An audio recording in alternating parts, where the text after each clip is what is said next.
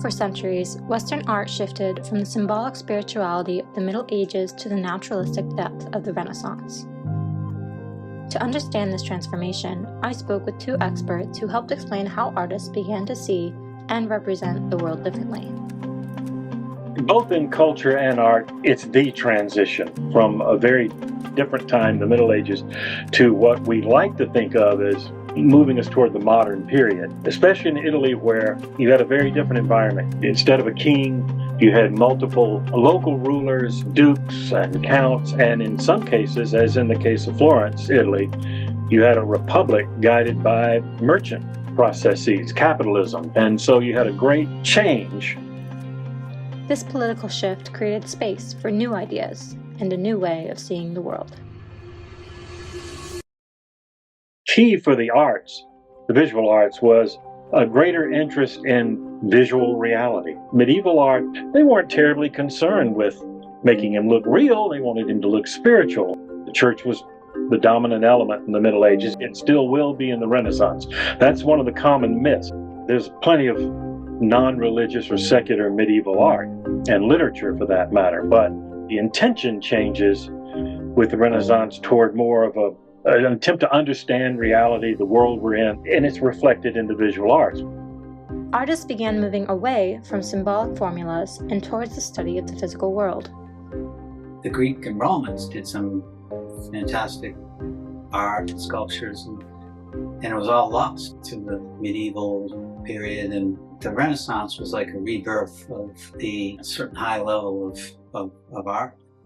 The Renaissance wasn't just about painting. It was an architectural rebirth, rooted in ancient Rome.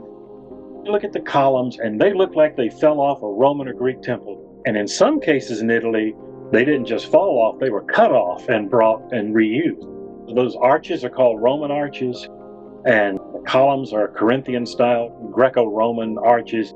This Renaissance period in Italy is really identified with this revival of interest in ancient Greece and Rome. Renaissance artists developed new tools to depict the world with realism, or what historians call naturalism. It's called linear or geometric perspective. Raphael and these other painters and sculptors would work out the way the illusion of three-dimensionality worked, and they used mathematics to do it. It would be almost a realistic sense of measurement. Figures in the background that are smaller that add to that illusion of depth and reality, or naturalism, which means that that piece of sculpture, that painting, that figure of a human being in the sculpture or painting looks more natural. You have this sense of geometric or mathematical perspective. The other big thing was a study of the human body. For the artist, it was a study of human anatomy, studying how the body's put together. The figures seem to have weight and volume. They turn, they move, they're not just flat. The human figure became not just a symbol, but a subject of scientific curiosity. If you look at what constituted the visual arts, even before the arrival of any Roman influence in Northwest Europe, it's absolutely abstract. This mostly flat, two-dimensional, decorative style slowly evolved, becoming progressive in the modern sense, moving towards a new understanding of nature and the world. During the High Renaissance, artists pushed these techniques to new emotional and psychological depths. One of the techniques that Da Vinci came up with is called fumato, the smoky feeling and the transitions between planes on the face. A lot of soft transitions, but yet it feels like he painted the air.